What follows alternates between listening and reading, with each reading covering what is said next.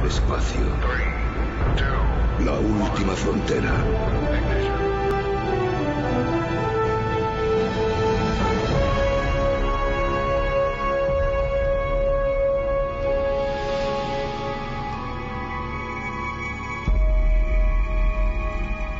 Yeah, I remember the TV series very much. I was brought up with the TV show, and I guess that was my initial point of reference.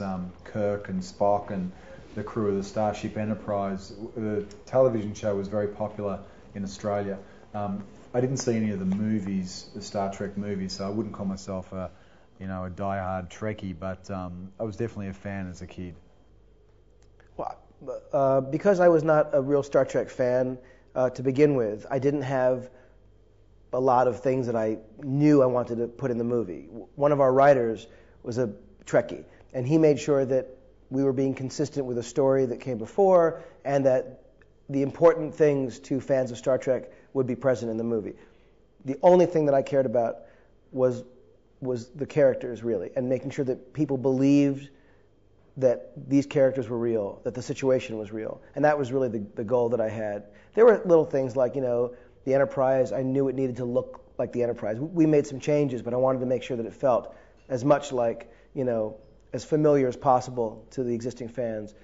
The wardrobe, for the most part, some of the props, but it was more about taking the spirit of what was done originally and doing that in a way that made it relevant for today. No, cuando estaba bien chica, el único conocimiento que yo tenía de Star Trek era que los abuelos veían a Star Trek y los jóvenes veían a Star Wars, porque yo nací en esa generación. Y no fue hasta cuando hice una película que se llama La Terminal, con el director Steven Spielberg, que tenía que hacer un personaje que era una trekkie, que iba a convenciones. Y me acuerdo bien ese día cuando yo le pregunté a Steven, Steve, ¿qué es un trekkie? Y todos se paró Janesh, el cinematógrafo de él, se pararon la gente del crew, los gaffers. Tú estás relajando, ¿no? ¿Verdad? Y yo no sé lo que es un trekkie, convenciones, como así, como amo o algo.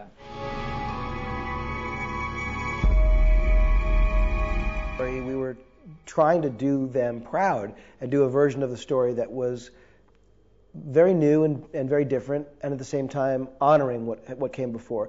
So I was intimidated, and I was nervous that they might hate it, but I also thought I think we're doing what I would want done if I were one of those fans, and that was the best I could do.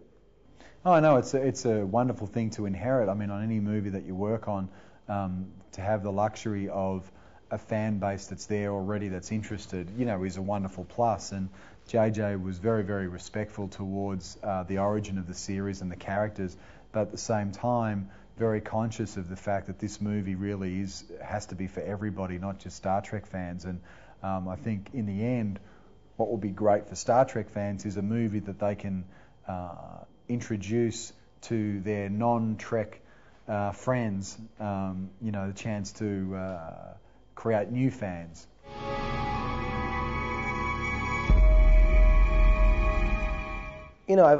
As a kid and even still, I've always loved the James Bond films. Those are always really fun. Recently, the Bourne movies have been incredibly fun. The Star Wars movies, when I was a kid, were huge. I love those. I think I've enjoyed the Harry Potter movies. I think that Cuarón's movie was gorgeous, and I love that one. Terminator. Me fascina. Y voy a ver a Terminator Salvation como tú no te imaginas.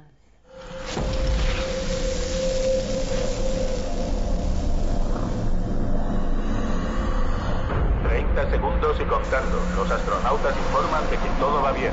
T-25 segundos.